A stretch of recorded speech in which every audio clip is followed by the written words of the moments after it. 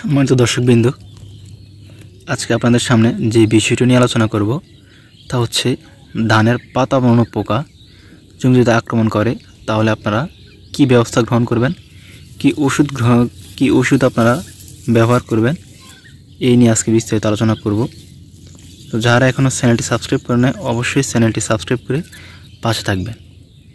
তো আপনারা যেই রোগটি দেখতে পাচ্ছেন এটি হচ্ছে ধানের পাতা মরণ পোকার আক্রমণের ফলে এমন হয়েছে।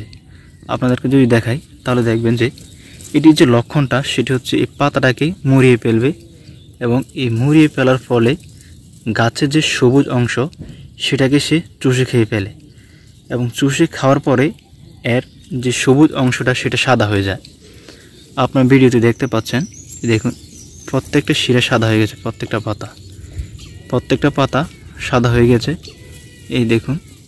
তো এইটি মূলত গাছের যে সবুজ পাতা সেটা রসটা কী করে সে চুষে খেয়ে ফেলে, পাতাটাকে মুড়িয়ে খাওয়ার ফলে এই রসটা সে ধীরে ধীরে খেয়ে ফেলে এবং পাতাটা সাদা হয়ে যায় এবং দূর থেকে দেখা যায় যে ধানের চারা বা যে ধান ক্ষেত তা যেন জ্বলে পুড়ে গেছে, এরকম অবস্থা দেখা যায়। এটি হচ্ছে মূলত আমন মৌসুমের একটি অত্যাধিক রোগের মধ্যে এটি হচ্ছে একটি অতি ক্ষতির মধ্যে যে পোকা, আমন মৌসুমের সবচেয়ে ক্ষতিকর পোকার মধ্যে এক কথা এটি হচ্ছে একটি। এবং এটি হলে আপনারা কি পরিত্রাণ নেবেন?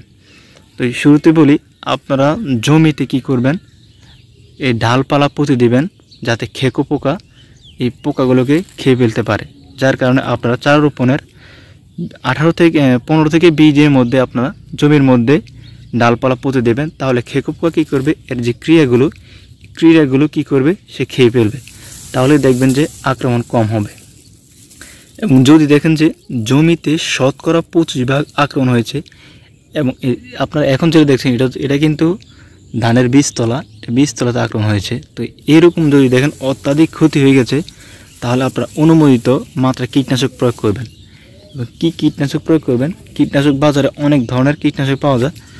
আপনারা কি করবেন, যে ক্লোরোপাইরিফস গ্রুপের যে কীটনাশকগুলো আছে, যেমন ডিসপেল 48 ইচি এবং মর্টার 48 ইচি, নেপসন 48 ইচি এবং ডার্সবান আছে 20 ইচি বা অটোপস 20 ইচি, এই যে ওষুধগুলো এগুলো আপনারা প্রতি লিটার পানিতে 2 গ্রাম হারে মিশিয়ে প্রতি 5% জমির জন্য আপনারা 10 লিটার পানি নেবেন। প্রতি 5% জমির জন্য 10 লিটার পানি নেবেন, তারপর আপনারা জমিতে স্প্রে করবেন। এবং আরও যেমন কার্টাপ গ্রুপের কীটনাশক আছে, কার্টাপ গ্রুপের কীটনাশক আপনারা প্রতি লিটার পানিতে 2 গ্রাম হারে স্প্রে করবেন। এবং ম্যালাথিয়ন গ্রুপের যে ওষুধ তা প্রতি লিটার পানিতে 2.5 মিলি হারে মিশিয়ে আপনারা স্প্রে করবেন। অবশ্যই আপনারা বিকেলবেলা স্প্রে করবেন। বিকেলবেলা স্প্রে করার ফলে কি হবে, 3টার পর আপনারা স্প্রে করবেন। এর ফলে কী হবে, তখন এই পোকাগুলো যে পোকাগুলো সেগুলি একটু বেরিয়ে আসে।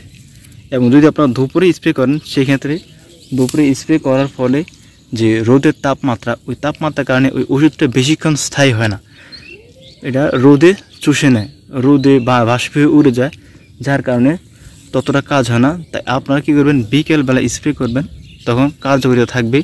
সন্ধ্যাবেলায় কিন্তু এই পোকাগুলো মূলত তাদের যে কার্যক্রম তারা করে থাকে। এই হচ্ছে আজকের ভিডিও। অবশ্যই ভালো লাগলে ভিডিওটি চ্যানেলটি সাবস্ক্রাইব করবেন এবং পাশে থাকবেন। ধন্যবাদ।